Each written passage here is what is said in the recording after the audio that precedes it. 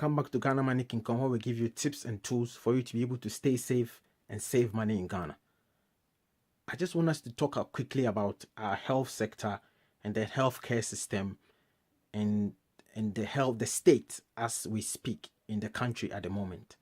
Because in recent times, there's a lot of news that we've been reading and we've been listening, we've been watching, that somebody goes to a clinic and then they die out of negligence by a practitioner or by the practices of the facility. It's worrying.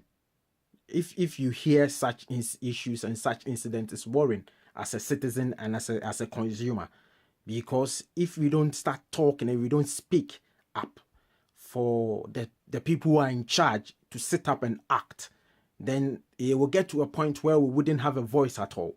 And that is what we are trying to do on this channel, being a voice of the people, trying to talk on issues that for people to know that they have a right and they can also seek redress when they need to, or basically comment or talk about things that they are not happy about in terms of products and services that they receive in the country.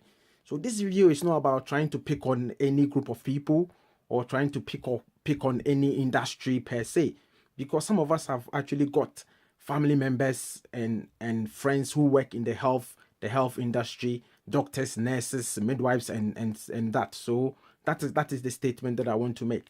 I was born in the later part of the 70s, and so I grew up in the 80s. And at that time in Kumasi, when I was sick, gracious mom would just carry me to Konfanoche. We used to call it G, and that was the only hospital that we know. However, at that time, I can't really remember how the facilities were, but I could imagine. But with that little resources, things were done. But the question is, why is it that the state of our hospitals at this time, where there's a lot of private sector involvement, there's a lot of clinics, and we're still having issues with more people dying in a system? I know that maybe it could be that we are not taking personal responsibilities in terms of looking after our own health. But then if somebody visits a clinic, the bare minimum, they should come not worse off because, of malpractice or because of somebody's negligence. The few questions that I want to ask: who is in charge in the health sector and the services that Ghanaians receive in Ghana? If we have a problem, who should we talk to? Who should we speak to? Because we know about the Ministry of Health, we know about the Ghana Medical and Dental Council.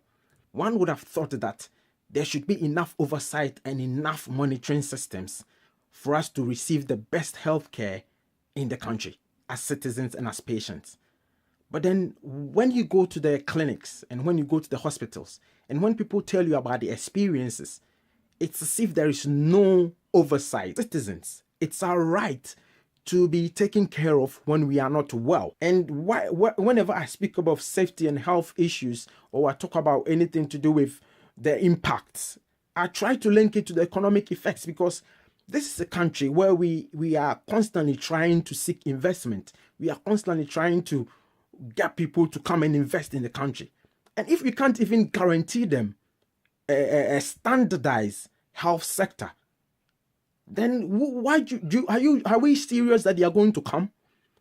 It is going to be a problem, because you need to at least guarantee your citizens the best or the standard healthcare system.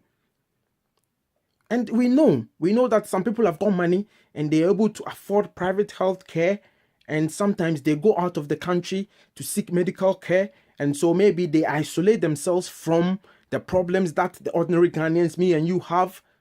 The question is, if we don't have a top-notch health facility in the country, then what is going to happen is, if you require the critical health care, the first 15 minutes of maybe care that you need to be given, the ambulance picking you up, for you, taking you to the emergency ward, for you to get that quick attention before maybe you are being transported out of the country. If you don't get that, then you are still going to get the same old problems that everybody is going to have. The news about these things, because it is something that we are not thinking through as maybe leaders or as people in positions.